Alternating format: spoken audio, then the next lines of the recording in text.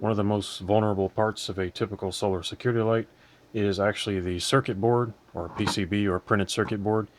And this is inside of a typical solar security light on the market. And you can see it has a little circuit board there. It's a little computer board. Now these circuit boards are not designed to handle weather conditions, and they do not tolerate moisture.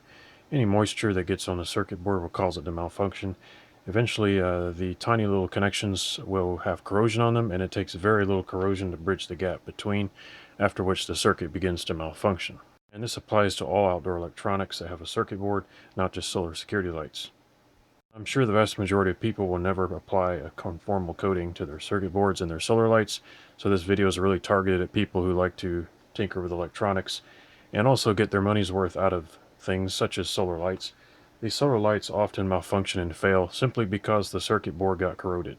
It's a very, very common thing, and you can't always keep moisture out, so there'll always be some moisture, especially in the air. So a conformal coating is just something that you can potentially apply to the circuit board and increase its lifespan. Have here some conformal coating. Now there are all different kinds on the market, and I'm not promoting any particular kind. This is a silicone conformal coating designed for PCBs. The conformal coating simply coats the circuit board in a thin layer of protective substance, which should hopefully resist water. It's supposed to keep the circuit board and all the connections and pads on there from corroding. And of course, it doesn't make the circuit board waterproof. That's not the point at all. It's just to give it better survivability in a harsh weather environment and hopefully lengthen its lifetime. Okay, I have the camera zoomed in. I'm going to go ahead and apply some of this coating to the circuit board. And the fumes of this product are poison. You should not inhale them. And it is also flammable.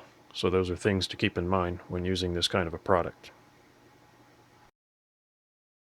I had to go to a room with better ventilation to finish applying the coating, but it's done. Just a little warning too, if you're going to apply these kind of chemicals, make sure you're in a well-ventilated space because it's very poisonous and you do not want to breathe those fumes. But the coating is on there, and you can see how the light hits it. It's very shiny now, and that's just the silicone coating. There's a closer look at the circuit board. And of course I'll need to leave this to cure for a while. And you can see how shiny it is now. And that's about all there is to it. There is one thing to keep in mind though. You should not brush the conformal coating onto components that might be damaged. For example, that switch there in the middle of the circuit board.